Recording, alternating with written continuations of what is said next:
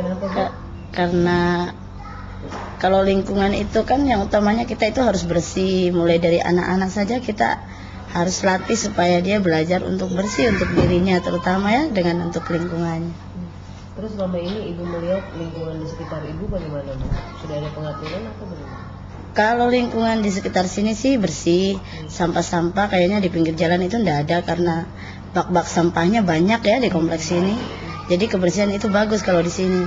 Kalau di tempat lain, Tapi kalau di tempat lain di jalan-jalan umum, kalau kita samakan dengan di Jawa, kayaknya jauh.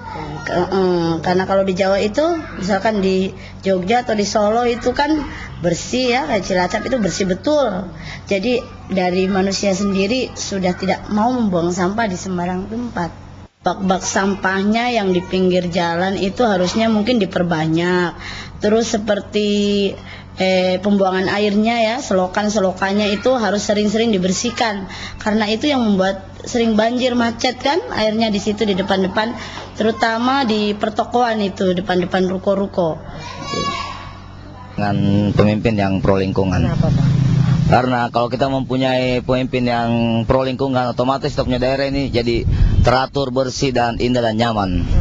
Jadi Harapan saya buat pemimpin yang akan kedepannya akan terpilih, tolong diperhatikan itu lingkungan seperti memberantas illegal logging, karena itu mengakibatkan lingkungan kita jadi rusak seperti banjir, erosi atau sebagainya, dan juga pencemaran laut seperti Teluk Kendari sangat kotor dan hancur.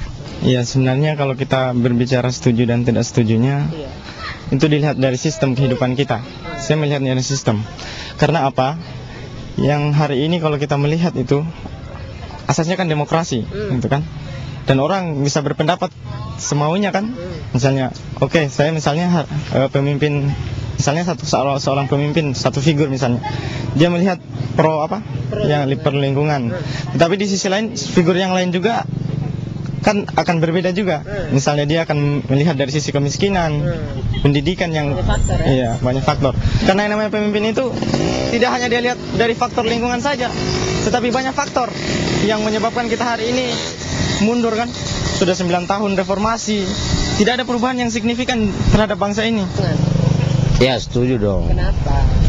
Artinya kalau lingkungan kita bersihkan ya enak lah kan? Dan selama ini utamanya di lingkungan kita di sini udah banyak ini drainase yang tersumbat, perlu bersihkan lah. Dan artinya pemerintah kota perlulah turun tangan begitu, perhatikan lingkungan. Memang selama ini tidak ada perhatian, Kak? Artinya ya kurang lah perhatiannya ya. Ya, memang saya setuju banget. Karena kalau misalnya begitu toh ada sampah-sampah sudah dibuang pada tempatnya, jadi akhirnya kan kita jadi sehat toh, bersih gitu. Dan kalau dibuang sembarangan ya akhirnya jadi penyakit begitu. Saya setuju kalau seperti itu tadi. Pro lingkungan. Iya, pro lingkungan. Karena seperti sampah-sampah tuh, kan itu sampah-sampah harus dibuang ke tempatnya tuh. Jadi itu perlu sekali supaya semacam-macam itu seperti sampah-sampah tuh yang ada di sini, supaya disiapkan tempat-tempat di muka halaman kita itu, tempat membuang sampah-sampah itu. Sekarang kan tidak ada ini.